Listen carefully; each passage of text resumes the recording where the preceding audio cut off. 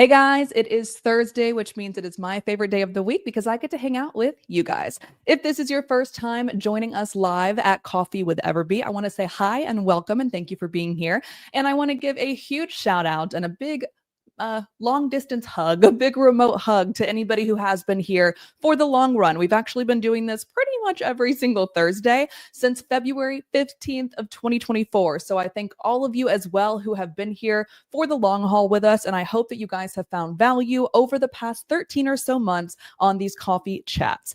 Now, today is going to be a little bit different than usual. However, it is something that is going to hopefully stand the test of time going forward. So, sorry, got a husky here in my face and in my mouth.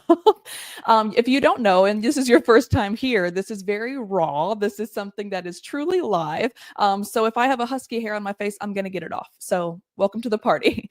So what we're going to basically do here today is going to be a Q1 recap. So when we are launching this, it is, I think it's March 27th. Is that, I don't know the date today. Yes, today is March 27th. So we're going to be doing this going forward every quarter. So it's basically going to be a wrap up of any questions that we've received on TikTok, the Facebook group, our YouTube channel, Instagram, etc., that I believe would be able to help you guys out as well. Now, if you're in those spaces, obviously, you're more than likely watching this on YouTube right now, so you're probably a part of our family already. But if you are not part of our private members only Facebook group, I highly recommend checking that out. That one is EverBee members Etsy seller growth. So if you look that group up on Facebook, you'll be able to join us. There's around like 33,000 of us over there. So if you're not already there, please go check that out. And then I will be the one that accepts or denies, but hopefully accepts your application to join in. But I'm basically getting questions from all of these different places. They've already been answered by myself or by our social media manager, Jenny, on TikTok and Instagram. But it was questions that I believe would actually be able to help the big group. So everybody that's watching this video today and anybody who watches the replay going on in the future. So with that said, what I basically decided to do is we spent the first year trying to like test a bunch of topics with you guys and figure out what makes the most sense for you, what makes the most impact for everybody here. And you guys have consistently asked for trend spotting, like live trend spotting, which we'll do together. You guys have consistently asked for Etsy shop audits, and there have been a lot of questions. So I kind of think it makes a lot of sense to also do this once a quarter. And I hope by the end of this, you guys will agree and that you will think that this was something that was beneficial for you and we should continue to do. Let's say like the last week of June, for example, the last week of September, for example, and again, the last week of December. So this is kind of my goal with this is like almost a Q1 recap. So some of the most burning questions that we received throughout the quarter that I believe could help you guys as a whole as well. Like I mentioned a second ago, going forward over the quarters, we will also have at least one Etsy audit, full live stream doing that. We'll also have at least one, maybe two trend spotting things, depending on what season we're in.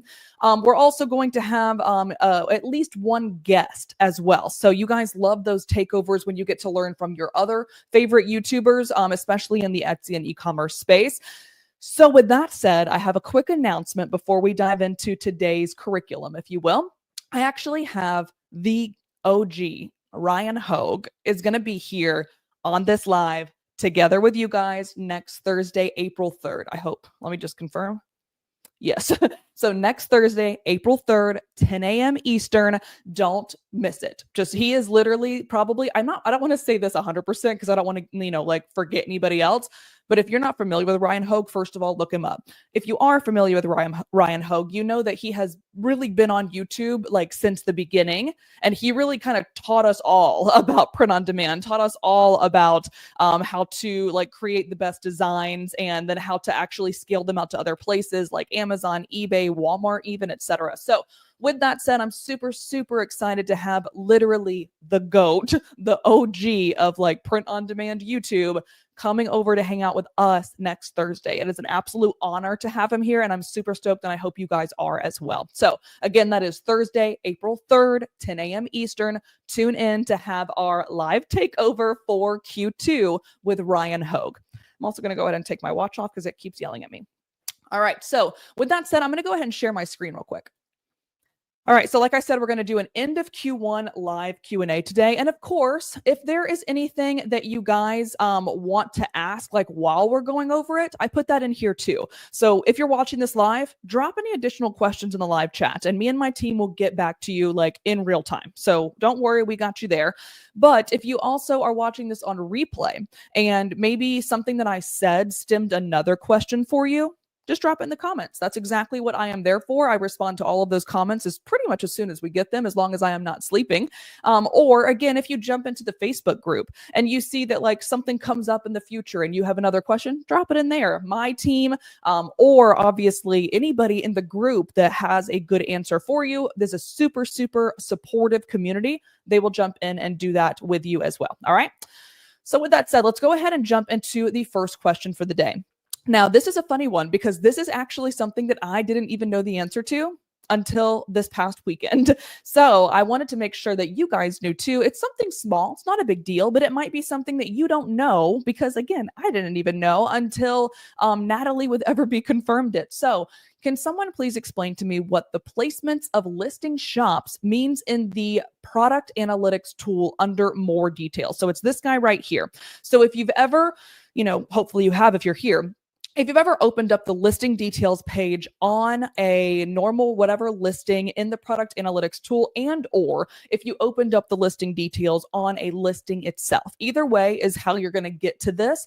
And then when you kind of see the information at the top, the high level information, then you see what's now called trends. So we put the trends there, then you see the keywords, and then at the very bottom, there is more details. That is what this person is alluding to. And this right here, placements of listing shops is what she is also alluding to. What does the -1 mean? So this, in my opinion, I love 99.9999999% of what EverBee does. But in this particular case, I didn't even know what these words were. So I'm going to ask the EverBee team if we could maybe adjust the verbiage on it, just so it's a little bit easier to understand exactly what this is. So placements of listing shops.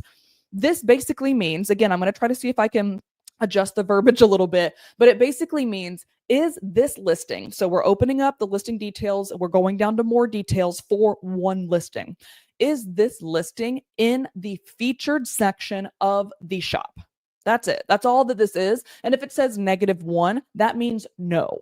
I don't, again, know why, but that's just what they've, used for this. So again, I'm going to see if there's any way that maybe we can see how it says personalized equals yes. Maybe there's a way to be like in featured section. No, something of the sort. But until and or if we get to go to that point, I wanted to make sure that you guys know the answer to that. So the placements of listing shops, when you see a -1 or a +1, that basically means that yes or no, this listing is not in their featured for or featured section. Because sometimes when people have Etsy Seller Plus, it's multiple, it's not just for.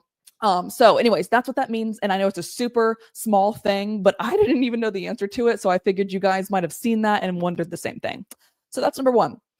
Number 2, this one's a little bit longer. Sorry for coughing in your face. I just got off of the flu, unfortunately. If anybody else lives in the Midwest or the North, you guys are so familiar with the fact that it's 70 degrees one day and sunny. And then the next day it is, I kid you not, literally snowing. So my immune system could not hang this spring, quote unquote, because it's technically spring everywhere else. But here it is still 40. Oh, you know what? Look at there. It's snowing outside. Someone send help. It is literally snowing outside right now. I didn't even realize until I looked outside. Okay. Anyways, so this one is a little bit longer of an answer because it's a little bit longer of a question. And there's really, I could go so deep into this, but we don't have time today because we are not doing an Etsy ads training today. But I have some things that I think are going to be beneficial, first of all, for the person who asked this question. But second of all, I think is going to clarify a lot of things for a lot of you who might be already using Etsy ads and they're not performing the way you want, and or you are curious about getting into Etsy ads, but you obviously don't want to waste your money. So the question is, they have some listings. that are about a month old. They had about 6 clicks and made 1 sale on 2 of the listings at about $1 each, which is awesome, by the way. We're going to talk about that. Now they have 26 clicks, let's just say on one of the listings, but they've spent around $7 to $12 on each. What would they advise that we should do? And what is our tolerance level for Etsy ad spend? When they say tolerance level, by the way, it's more so like, what are you comfortable with? So like, would you go all the way up to $20 a day? Would you only want to do $5 a day, a conservative amount or a more aggressive amount? That's what that question is. So with that said, I kind of broke it down like probably a little bit deeper than I needed to go, but I wanted to kind of give, first of all, him his answer, but also really get kind of in the nitty gritty with y'all too. So first of all, we're going to break it down into seeing what the first thing looked like and what it looks like now. So the first sale was around 6 clicks, 1 sale equals around $1. This is a great conversion rate and a CPC, which means cost per click. So when someone clicks in, you're paying for that. And then when someone buys, you're kind of like not paying for that, which is a good thing. But basically, they are doing CPC, not cost per sale, not cost per conversion. Etsy's algorithm, Etsy's ads algorithm is based around CPC, cost per click. So not only did he get 6 clicks there that he's paying for, but he also got 1 conversion off of it. So it's amazing. However, now he's getting around 26 clicks total, so around 20 additional clicks. And the cost was $7 to $12 for each of those 20, not each of them, sorry, for those 20 new clicks. So like all of them together. With that knowledge, knowing that we do a cost per click is what he's paying for, that is a cost per click of around 35 cents to 60 cents per click. Okay. Hope you guys are still with me. This is not bad, but basically we want to confirm, because I didn't have this information from him, what those clicks are actually doing. So if they're just being clicked through and there is not a conversion happening on the back end, something is wrong. Something needs to potentially be adjusted. However, if they are being clicked through and there's a good purchase amount, then really there's nothing to do. But I went ahead and dove a little bit deeper into this to kind of answer both sides. So personally, and I've seen a lot of people agree with this, you know, especially on YouTube and stuff as well. I try to keep CPC below 50 cents. And this is not just on Etsy. This is with like Google ads, Meta ads, TikTok ads, whatever. I personally like probably a little bit less than, but I try to keep it at least 50 cents or lower per click actually taking place. I've gotten it as low as like 30 cents per click. There was one person that I worked with in Google that was like 12 cents per click, which was like incredible. Unless again, the item has a high profit margin. So we could potentially healthily spend a little bit more. If we are, let's say there's a $40 profit margin on an item, maybe you guys are doing handmade stuff and you end up spending $2 per click. And then those clicks lead to conversions. That's, you know, let's just say you're getting a $40 profit and you spent $2 on the click and that turned into a conversion, you're still making $38 profit. Granted, we don't know for sure if that's what's going on because Etsy ads prices themselves, if there's anything else driving to that with offsite ads, Etsy conversion fees or processing fees, all of those different things. But let's just say that was the case, then it would make a lot of sense to be able for that CPC to go higher simply because my profit is going to be higher no matter what. Ideally, however, you're going to see here, you want to get 1 sale per 20 to 30 clicks, again, per listing, depending on price. So in this case, if those 20 new clicks did not bring in new conversions and he's spending around $7 to $12 for those new clicks, I personally do think that something might be off. But again, without speaking to him personally, I don't know if conversions were not made, but that's just that's my inference for today. With that said, is he doing well? Is there anything that they should be doing to change this? Basically, the first sale showed, in my opinion, especially because there was only 6 clicks for $1 that he spent and he made a sale. So that is, I can't do math. I'm not going to lie. You guys know this. If you're not new here, you do not know that I don't do mental math. So 1 divided by 6, that is a 16.66% conversion rate. So that is very good. I'm very, very happy with that. It showed that this listing had potential. And with the CPC currently at around that, 26 clicks or so. And we're seeing the CPC is anywhere between like 35 to 60 cents. It's a little bit on the higher end, but it's not bad. Like you're still below that $1 threshold. So I think it's fine. Like I think you're still doing good. And of course, if your product has decent profit margins, like we discussed a second ago, over $10 or more, it is 100% justifiable in my opinion. However, if you start to see that you are creeping past that 60 cents or more per click consistently, I would recommend pausing the listing and re-optimizing for keywords and the main image, because those are going to be the things that really drive Etsy ads, because you don't really get to see too much until you actually get into the listing. So we're going to want to look at price. We're going to want to look at the thumbnail, the very first image, and we're also going to want to make sure that the title is user-friendly, speaks to a human, but also speaks to a search engine, and our SEO is where it needs to be. That's where it can get, by the way, a little bit tricky, simply because what you don't want to do is pause the ad on that listing or collection of listings and then make changes to all 4 of these things, because then you won't know what the driver was, and the other 3 things that weren't the driver might have been fine, and now you've messed it all up. So it's kind of a long game, just to let you guys know. So that's why I would also, when we're talking about tolerance in a second, what's the price that we're willing to spend? That's also going to come into play here, because you are more than likely going to need to test all 4 of those, 3 to 4 of those, before you start to see, or at least go into the mindset of testing all 4 of them. And hopefully you choose the one that worked immediately, and then you won't have to test the others. But I would not test all 4 of them at one time. You don't want to test SEO while also testing a thumbnail. You don't want to test price while also testing the SEO. So I would recommend to reassess the listing and figure out, of those 4 things, which might be the most unhealthy currently and could be boosted a little bit, could be elevated. And how you can answer that question is simply going to your competitors, not people who are spending ad money though. Like just scroll past anything that says sponsored ad and sponsored by Etsy seller or whatever it says. Go to the ones who are actually making money without having ad spend, seeing what they're doing, and then seeing if you can answer those 4 questions, especially since you have EverBee. You're now going to have access to their keywords. All right.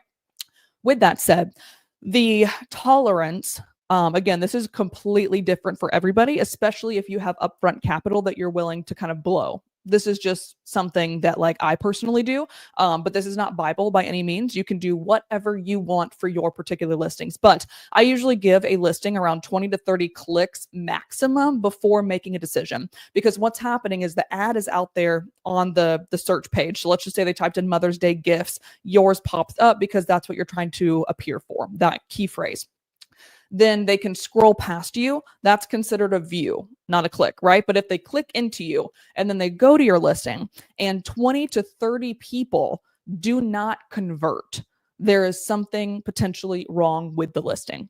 So that's what I personally like to do, is be like, they got there for some reason. So how can I potentially change that? Like if you're having a click issue, if people aren't clicking through, go back to those 4: price, thumbnail, title, keywords. But if they get in and they click, but then they don't do anything and no conversions are actually taking place, we still need to pause and reassess, because maybe our views are doing well, but then and our clicks are even doing well as well. Maybe we're getting a buttload of clicks, but no conversions.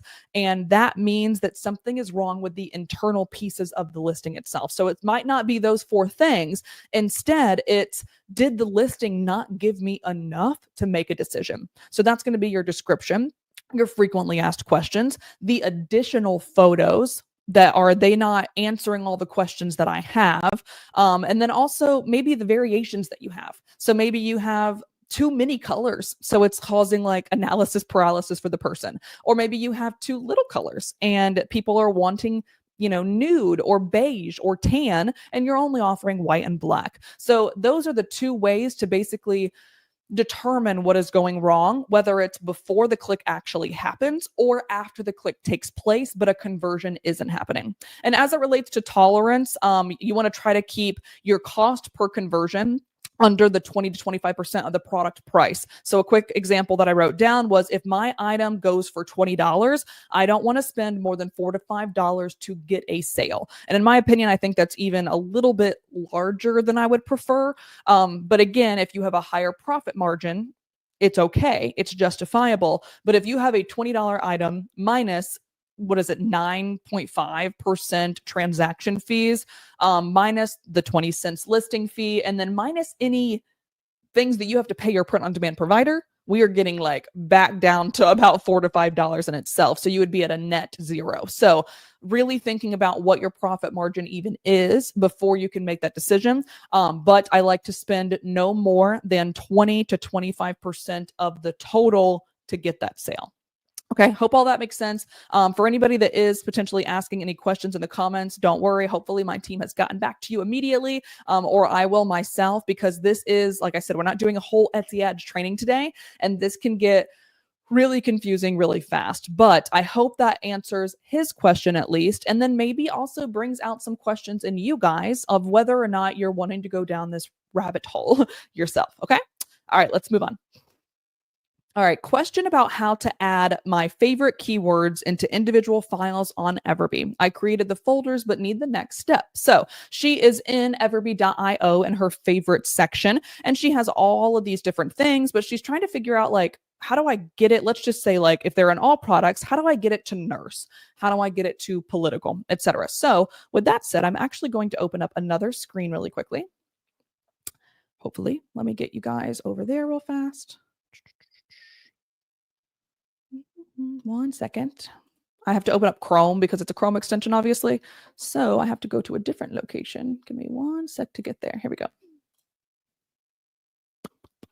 Let's see. You guys should be seeing Etsy now. There we go. All right. So now I'm going to go back in Chrome. Hopefully I can find this. All right. So now what we're going to do is come over here to our favorites over here under the Chrome extension, or of course you can always also do this with EverBee.io. Let me make sure you guys are looking at what I'm looking at.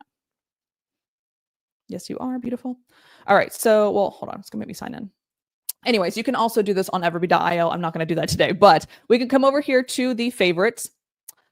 And you can see I have a bunch of just random things here. So let's just say I wanted it to go into a new product, a new folder. Good Lord. So today's 324. You can see or 327. You can see I was doing this on 320. So if I go to add new and I click 32725 research. There we go. Okay. So let's just say, sorry, I put a lot of characters that couldn't be there. So let's just say we want it to be 32725 research. We click add. Now you're going to see that pop up right here. So success folder was added successfully. So that's what she did. But now she's like, all right, how do I get these over here? So very simple. We're just going to hover over them and click the ones that we want. Let's just say those are the ones that we favorited on Etsy with our EverBee extension. And then all we have to do is click this little plus folder. So you'll see, like, I'll see if I can zoom in a little bit. There you go. So you'll see it's an icon that looks like this. That is a folder with a plus sign in it. And we can click that. And then it's going to ask you which one do you want it to go to. You can either go down all the way and then create a new folder just like I did manually, or you can just pop it in here and then click add. And then you will still see them in your all products. But now if we go over here, they are there as well. Okay. Hope that makes sense. That's just something I thought it's pretty simple to find. But if someone had a question with it, that might mean that you guys have a question on how to do it as well. So I wanted to make sure that I showed you the exact step-by-step. All right, let's get back into it. Here we go. All right. Next up, this is actually, again, this is another one that's a little bit longer because it's a lot. We could just spend an entire class just talking strictly about how to create titles. But the question was, this person was asking, are there any videos on YouTube that, that we have created about how to write titles? They've seen a lot of things about keyword research and how to create the right SEO in your tags, but they struggle to write effective titles. So we're going to go through really quickly. Again, this is just high level. We can do a deep dive into titles or SEO in general on a video if you guys want in the future. Actually, I'm going to pause real fast. If you do want that, because I need to know so I can create it. If you guys do want something that's a little bit, not a little bit, a lot more deep diving than we're doing right now in this, because you might also struggle to write effective titles or need to know if it's, the right way to do it, drop title in the comments on the live chat. Or if you're watching this on replay, drop it in the comments of this video, because I want to make sure that I'm able to get this to you guys in larger form if this actually is something that you're interested in. So feel free drop title down below. But again, high level, we're going to go over it now. So what is the goal of your title? We have 3 things that I usually say. So they want basically the title is to get Etsy to understand exactly what you're selling. So a lot of people are going to just like keyword stuff. That doesn't really tell Etsy what you're selling. That just actually confuses Etsy because they're like, you just gave me 14 random keywords that I don't know like what exactly you are.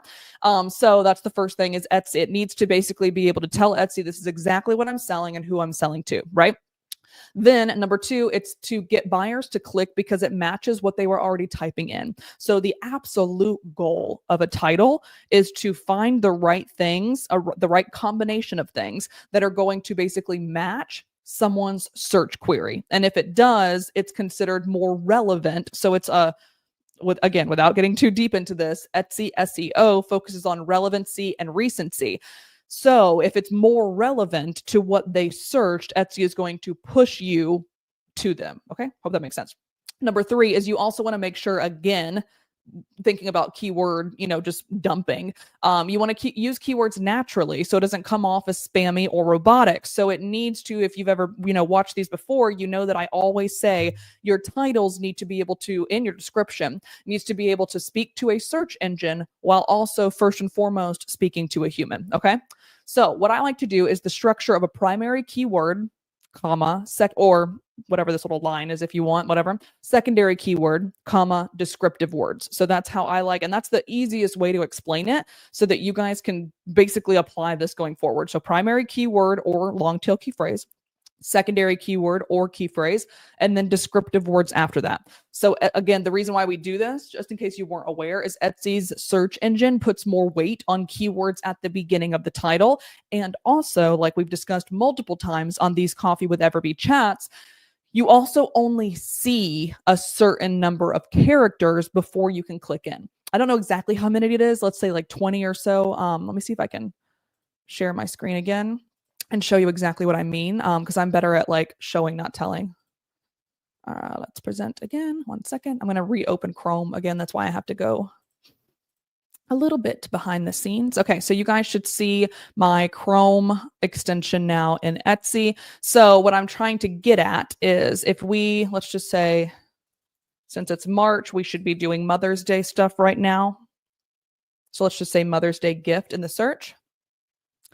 And if we scroll down, these are Etsy's picks. So let's just choose these. So like custom embroidered mama SW, stained glass flower personally, family birth flower necklace, custom embroidered mama swa, stuff like that. So that's what I was trying to get at is like not only, let me go ahead and share where we originally were. I wish I could just have these up in the same thing, but StreamYard does not let me. There we go.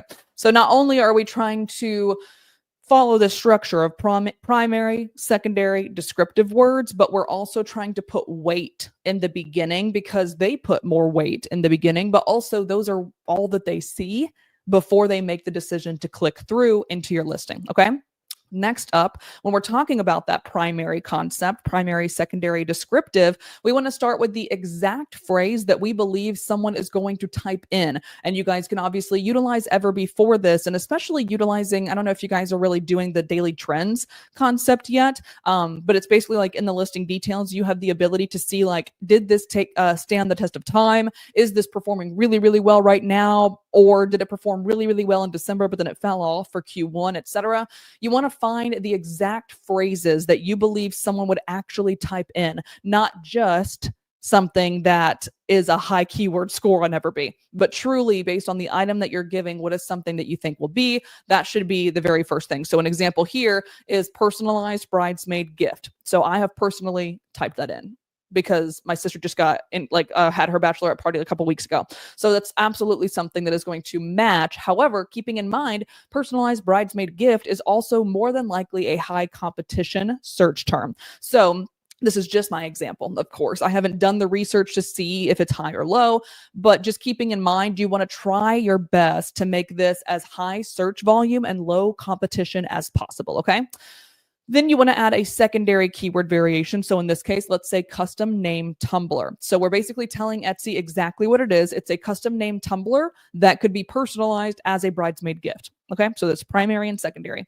Then when we're thinking about a few descriptive words to clarify the item even further, what it should be gifted for, who it should be gifted to, what's the seasonality of the product, etc. That's what these are going to be. So wedding party favor, that's what it is. Stainless steel cup, that is the item it is. Bridal shower gift, that is what it is being used for. Okay, so that's how we're going to take primary plus secondary plus descriptive words that clarify the item further. So personalized bridesmaid gift, custom name tumbler, wedding party favor, bridal shower cup, bachelorette gift. Okay, that's exactly how you could build out. Again, I did not do the research on keyword score on any of these, so don't copy and paste this, but find something that would make sense for you utilizing this formula. Okay, hope that makes sense. All right, but like I said, if you guys want me to dive even deeper into titles in the future or SEO in general, especially because there's been a lot of changes on Etsy since last like June, feel free to drop title or SEO in the comments and I'll make sure that we do that very soon. Okay. Next thing regarding seasonality, we were talking a little bit about seasons a second ago. Is it better to leave out?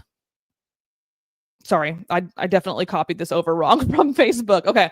Is it better to basically deactivate seasonal listings or keep them active like right now? So like, let's say, it's March and there's nothing happening right now. So St. Patrick's Day's over, Valentine's Day's over, etc. Should we keep them active or should we deactivate them and then bring them back to life once we get closer to that season again? Okay. So short answer, I don't want you to delete them, but it's up to you. Of course, the answer is completely in your court, especially if you have only a few listings and you don't want them to like get muddied by like maybe you went ham on St. Patrick's Day and then now you only have like 4 or 5 listings that are like regular evergreen things.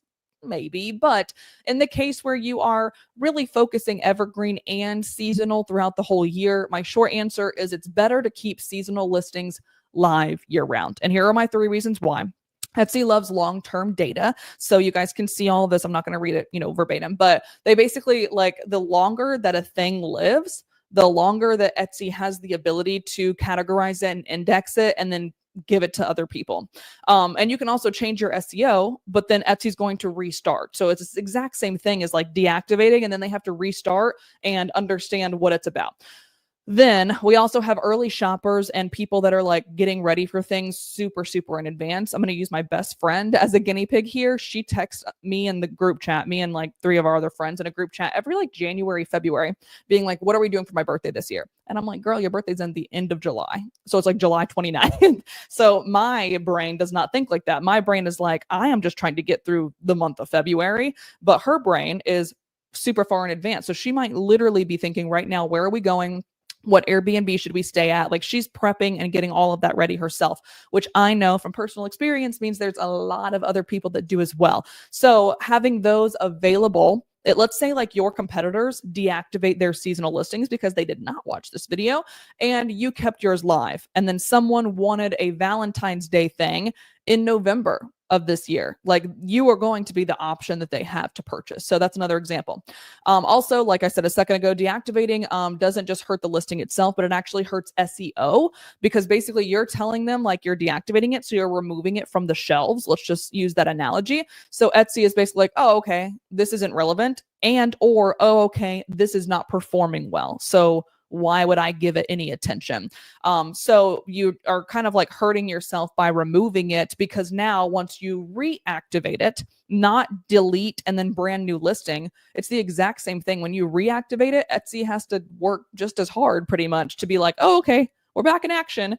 Let me learn everything I can about this listing. So that's my 2 cents there. So what I would recommend to do instead is keep it active, but lower it in your shop. And then you can add something in the description that kind of lets them know what it's used for. So this item is perfect for Christmas, order now to blah, blah, blah, the holiday rush. You also have to remember that people do things like Christmas in July as well. So like we're gearing up at EverBee even to talk about Christmas in July, and it's not even April yet. So that means there's a lot of people that are thinking about purchasing. That's just on their mind for Christmas in July as well. And again, people are trying to get ahead of the thing, ahead of the curve, ahead of the holiday rush. So people could literally start purchasing in like September for Christmas. All right. Something else I recommend is updating your title or tags slightly. Understanding that same concept we just went through, primary, secondary, and descriptive. So if you have something that says Valentine's Day or Father's Day, or well, that's a bad example because that hasn't come yet. You should be doing Father's Day right now. But let's say Christmas, Valentine's Day, St. Patrick's Day, etc. Maybe we can change to gift for green lovers. Something like this, it's anniversary gift for husband rather than Valentine's Day to make it a little bit more evergreen. Okay. And then you can also create like occasions, seasonal, Christmas, Valentine's Day, whatever. You can create sections like that and categorize them under those sections so people know exactly where to look. My only caveat to this spiel is if you made something that is directly related to Valentine's Day. So it's like Happy Valentine's Day. I don't know if I would even say still don't deactivate it because I probably would, but that might be something that if it's not evergreen, if it's literally only for February 14th or like the months leading up to February 14th, I think that's a little bit different. I don't think that it's a horrible idea to close that baby out until October, November of this year, and then reactivate that baby. So you have 60 to 90 days before people start purchasing for Valentine's Day. So you might be thinking, I'll bring this baby back in December or January. Good Lord. Sorry, I'm falling out of my chair. To get people ready for Valentine's Day. But my brain is telling me, let's go 60 days prior to when they're ready to buy. So let's think October if someone's going to buy in December. Let's think November if someone's going to purchase in January. So again, two different ways to do it. But again, if you could just go sectionally and then just kind of move it down a little bit, it's going to just help your chances hopefully over time. Here's also, oh no, where did it go? I had something for you guys, but now it is gone. Oh no. Shoot. Okay. Well, I had something, which I actually, you know what I'm going to do is, because I think I accidentally deleted it. I'm so sad. So I'm gonna actually put this in the Facebook group. So again, like we talked about at the very beginning of this, if you're not in the Facebook group, it's EverBee members Etsy seller growth. The thing that I thought was really cool that I made for you guys is a little table that basically says the holiday on the left-hand side, when you should be at the absolute latest launching the listing by, and then for whom would be buying during that time. So it was really cool. Unfortunately, I've deleted it and I don't know why. It must have just been accidentally removed from my Canva document, whatever. So I will go put that in the Facebook group because I really think that's something that could be beneficial for you guys. So anyways, go join that and check that out. And if you're already in there with us, fantastic. You'll see that posted in the next 24 hours. All right. The next question. Is there a way for us to understand what the range is for green, yellow, and red on the EverBee Chrome extension? I'm doing keyword research and I want to color code. She said, yes, I am a geek and a visual person on her spreadsheet. So what she's basically talking about, I have a little screenshot right here, is this is yellow, this is green, this is red. So this is like a birth flower glass mug that's performing really, really well. If you guys did not watch my Mother's Day trends video from this past Tuesday, it went live on Tuesday. So when you're done here, go back to our YouTube channel, watch the most recent video because I talked heavily about glass mugs in the Mother's Day space. So this is a screenshot that I got from that exact trend that I was looking on. And she was basically wondering, what does the green, yellow, and red mean? So this is something that a lot of you have asked me, and I thought a lot of you might have the same question, but maybe you're just not like, you don't really care about asking it per se, because we always say like red means stop, yellow means maybe, green means go, right? Kind of like a stoplight. So here's the exact breakdown just so you don't have to question it. I'm going to zoom in a little bit so we all can see what I'm looking at. So as it relates to volume, so I'm going to break these down to two. So volume versus competition. So volume is this guy right here. Okay. So anything in this column, if it is from 0 to 500, oh, I just realized I did these backwards. I'm so sorry. My Canva color coding and my Canva copying and pasting of my table did not work out in my favor. So let's just pretend that this is red, okay? Because it says red. So 0 to 500, low score on volume would be red, okay? Please bear with me. I know it's not red. 501 to 2999 is medium. So just under that 3000 is yellow. This is correct. And then over here, 3000 plus is high or green. Okay. So again, what I'm going to show you here is this one is between 0 to 500. That's why it's red. This one is 501 to around 3000. That's why it's yellow. And then this is 3000 above equals green. Okay. So that's what the volume equals. And then the competition is basically backwards. So 0 to 5,000, low, green, which basically means like, I don't think there is one here. There's not. But let's just say there was a green one that was, 2,500, 2,792 volume, yellow, versus 2,500 competition. That would be a much higher keyword score, because the keyword score right here is the volume versus the competition times 1,000. So right now we already have a high keyword score. This is going to be even higher if this was 2,500 in competition, because that is a really, really good green number. All right. Then we have 5,001 to 24,999. So around 25,000. Those are going to be mediums. So that's this guy, this guy, this guy, this guy, this guy, this guy, right? And then at 25,000 plus is going to be high competition. So it's going to be red. So again, just like what we would say for the, what do you call it? The stoplight. It's the exact same concept. So should I do this? Should I go fast? Should I, maybe slow down a little bit, or should I not use this at all? Should I stop at the stoplight? Should I maybe be cautious, but potentially use it? Or is this an absolute, I can blare through that stoplight, blare through that intersection, etc. safely? So what I always say, in my opinion, that's what IMO means, because again, everything I say here is opinion. It's not facts. It's not Bible. So please do your own due diligence and just use what I'm saying to basically like confirm or deny for your own business. But the goal, in my opinion, is to try to get as many combos of green and green, so volume versus competition, yellow and green, so volume yellow, competition green, volume green, competition yellow, or volume yellow, competition yellow. Okay, so that's kind of what you see here. So I hope that makes sense, but I just wanted to show you guys that breakdown, because a lot of people have asked this question of like, we instituted these color coding systems back in like November of 2024 and didn't really do the best at telling you guys what they mean. So I hope this really breaks that down for you, and then tells you like what I'm looking for as I'm looking for pairs to be able to add to any Etsy listings. All right, hope that makes sense.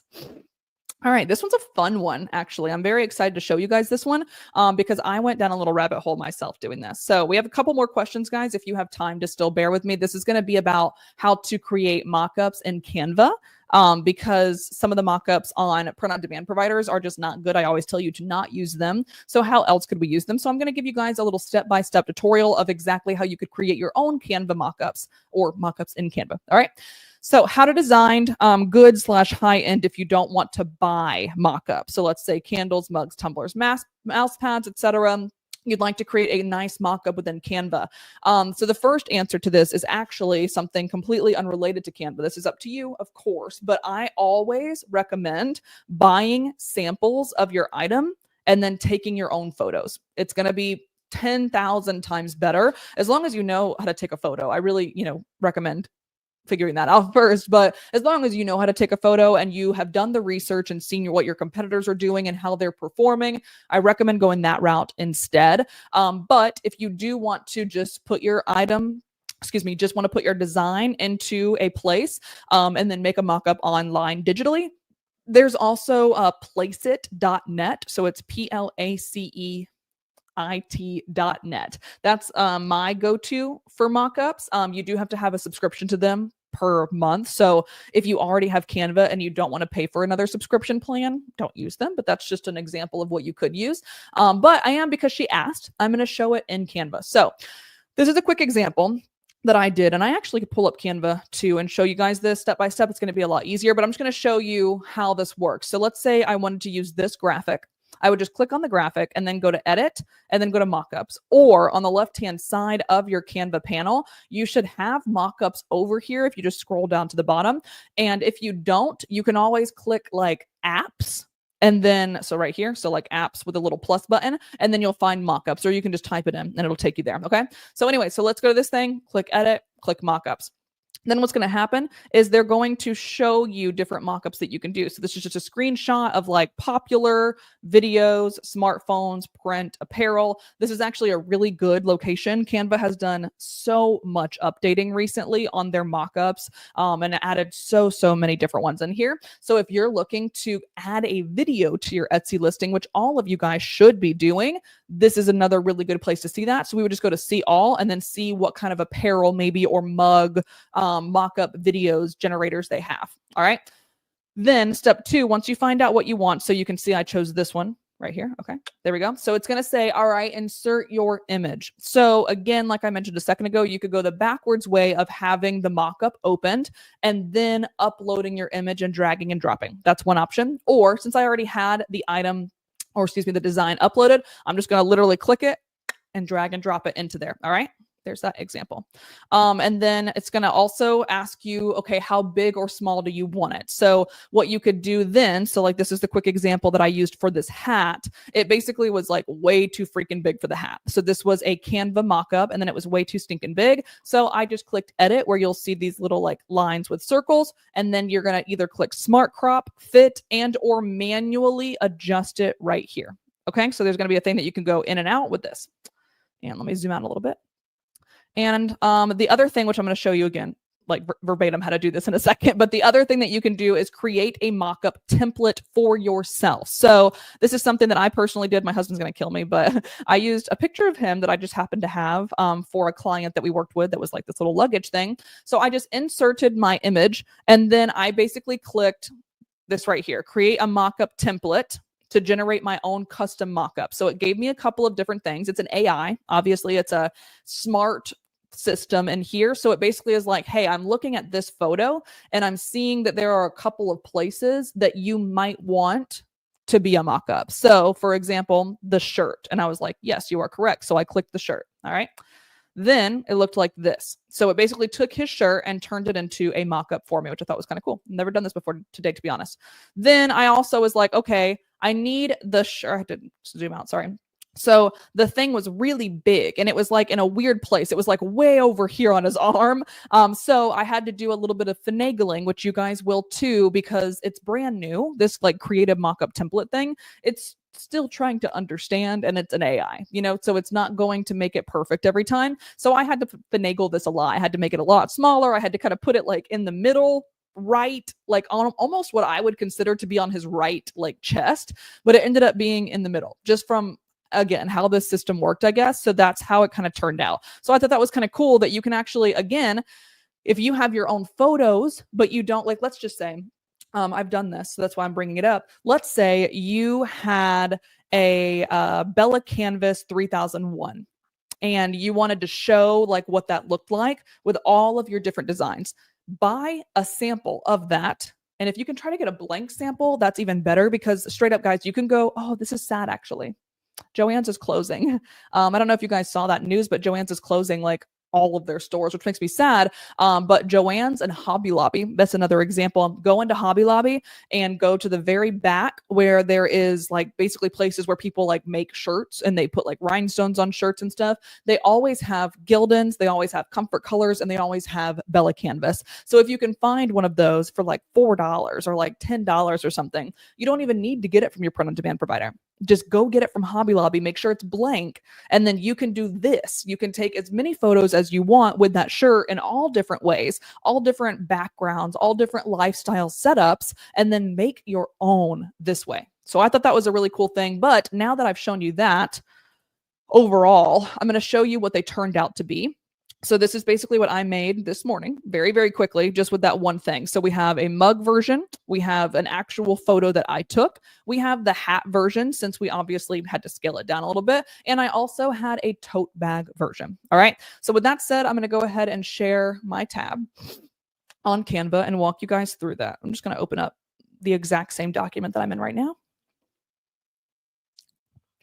All right, I'm going to show you both ways really fast. Hopefully you guys are looking at my Canva. Yes, you are. All right, so I'm going to show you both ways. So on the left-hand side, I scroll all the way down. Well, I would if it was, there we go. All right, so you can see mockups right here. Again, if you do not have this, all you have to do is go to apps, and then in the search bar, type mockups, and then it will come up for you. Okay. It's this one right here. So either way. All right. So then now let's say I'm going to choose a different one this time. Let's say I wanted to do like a background, like, or a girl with the thing on the back of her shirt. Okay. So I'm going to make her however I want. And then let's say I wanted to also put a background back here. I'm going to go to elements. I'm going to type in coffee shop. I'm going to put this in the background. And I'm going to go to position, to back. And let's see if I can make her work somewhere. Yeah, okay. Let's just pretend that worked. Okay, cool. So now we got this girl chilling in a coffee shop, whatever, right? So just very, very quickly made that. You guys can play around with this as much as you want, but it actually looks kind of believable. So let's just say we did that. Then what we're going to do is go find the design that we want. So again, I'm just going to scroll down to my 'tis the season thing, and then we're going to click it. We're not going to unclick it. We're going to drag and drop until you see the mockup itself, not the whole image, the mockup itself in blue. Okay, so you hopefully can see that. And then you're going to see this little thing get to work.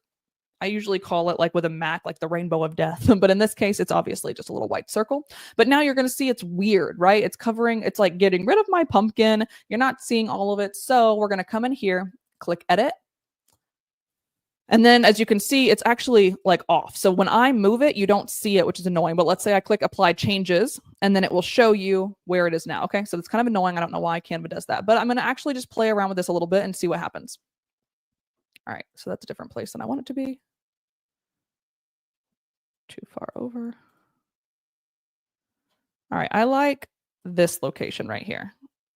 Okay, and then it could be a little bit bigger too. So let's say you wanted to make it a little bit bigger, apply changes. So you'll be able to play with this as much as you want, but this is exactly how I would use the mockup generator. Obviously, it's going like a little bit too far over. For some reason, it won't let me do where I want it. But let's just say I like this and this is good to go. And let's say I wanted to put like a coffee cup in front of her. I could easily click on this right here and do the exact same thing. So let's say you were implying that this could be used, this design can be placed in a bunch of places. Let's say that you are a digital download seller and you're selling this design so people could use it in their marketing or in their Etsy stores.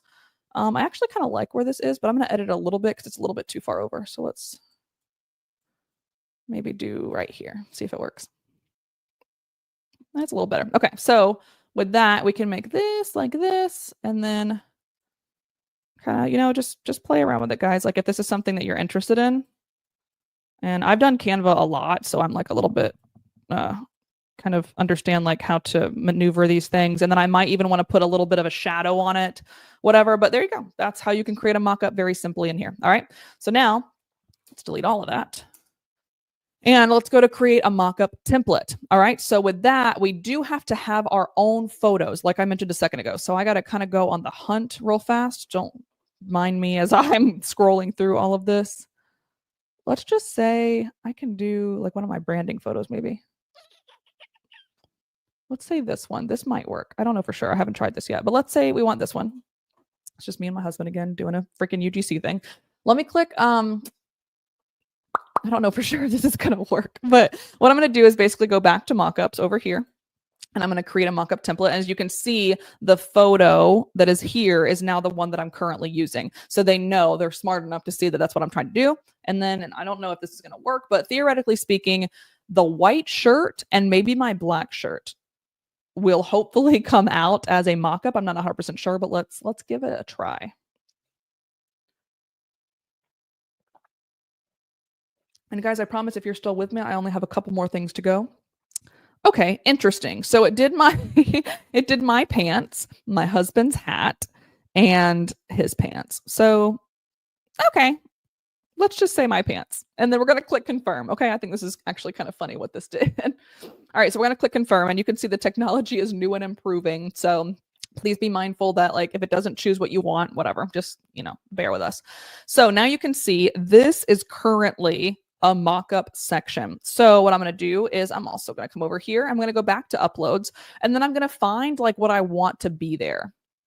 Actually, let's see if I can go to upload files. I have a better idea. I want to find like a pattern of sorts that's a little bit bigger.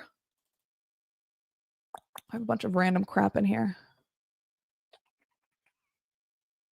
don't think this is going to work the way that I had planned. By the way, though, this is actually a really good example. This is an example. Actually, I wish I could bring this over here. Let's see. Can I?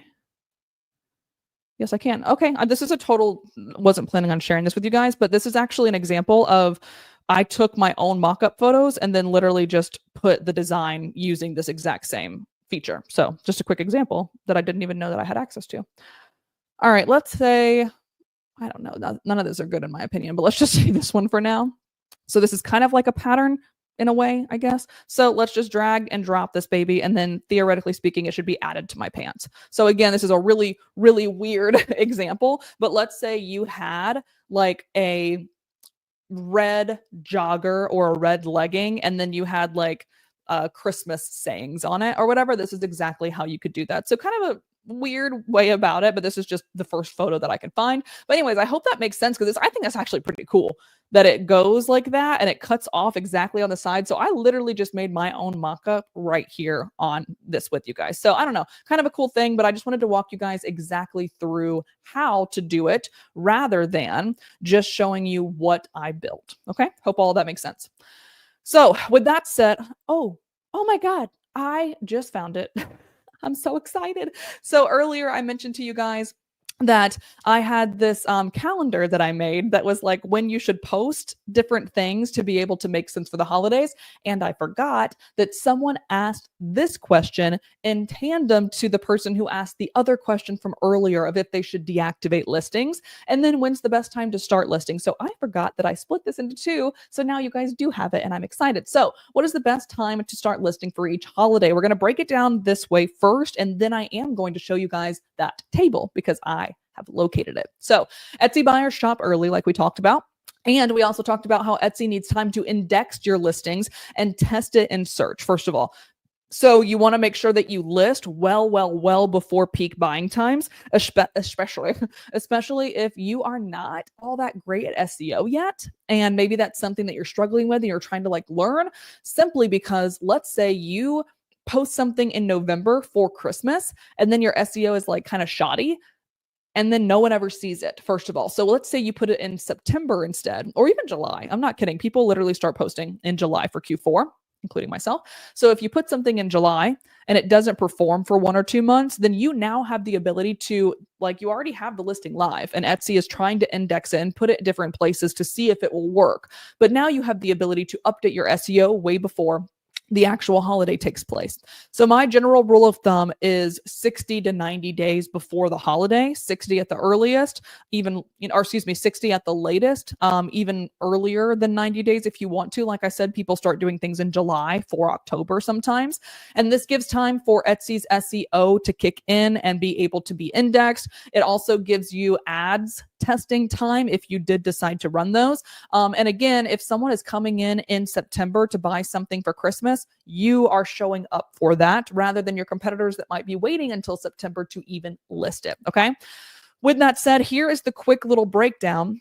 Let me zoom out a little bit. Here we go. Of the different holidays throughout the year that are pretty big on Etsy. So for Valentine's Day, I want you to start listing at the absolute, these, by the way, start listing by, this is like the latest. So like by early December, I want your listing launch. And this is going to be people that are trying to grab early Valentine's Day things right after the Christmas season kind of ends.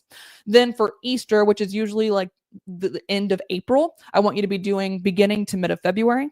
Mother's Day beginning to mid of March, which, by the way, that's why I said that earlier, where it's March 27th. We should be doing Mother's Day. That's what I put in the search. This is why. Father's Day, mid to late April. 4th of July, beginning to mid of May. Back to school, mid-June, early July. I actually think, to be honest, this might even be a little bit later than I would prefer. I might even say mid-May, because back to school could be different for a lot of people. And if we do early July, let's say I know colleges, for example, some colleges could start like August 5th. And then there are some schools that start August 28th. So it really depends on who you're trying to sell to, like what grade, is it a university, is it a private school, whatever. That's going to be your answer for where to put this. Halloween, I would do at the absolute latest, mid-August. Thanksgiving, again, mid to late September at the latest. Christmas / holiday season, early to mid-September. But again, people are literally buying these things in September sometimes. So if you can even get as early as July or August to get those people who start shopping in October, that is going to be your best bet. But that's up to you. New Year's, I would say mid to late November at the latest as well. Okay. So I'm glad I found this. I was wondering where in the world I put it. And I'm also glad that I was able to knock this out within an hour. So this is all of the questions that we received. Not all, but like the ones that I thought could really, really help you guys in the quarter one. Like I mentioned, I'm going to be doing these for all time now to close out every quarter. So basically the fourth Thursday of every last month of every quarter, we are going to be doing these. So I hope you guys found this valuable. I hope you learned something today. If we did go over something that you did not know, I would love to hear about it in the comments. So it just simply be like, I learned about ads. I learned about creating titles. I learned what the keyword score equals and how to color code them. Anything that you learned from this, please let me know. And if there's also anything that you want me to deeper dive on, simply because we got through like 10 to 15 questions. So I had to like kind of skirt over a couple of them. Any of those things, maybe you learned something and you want to go even deeper, feel free to drop that in the comments as well. So I appreciate all of you guys for being here today. And if this is your first time, I hope I get to see you back next Thursday when we go live with the GOAT, Ryan Hogue. And until then, I'll see you guys then. Bye.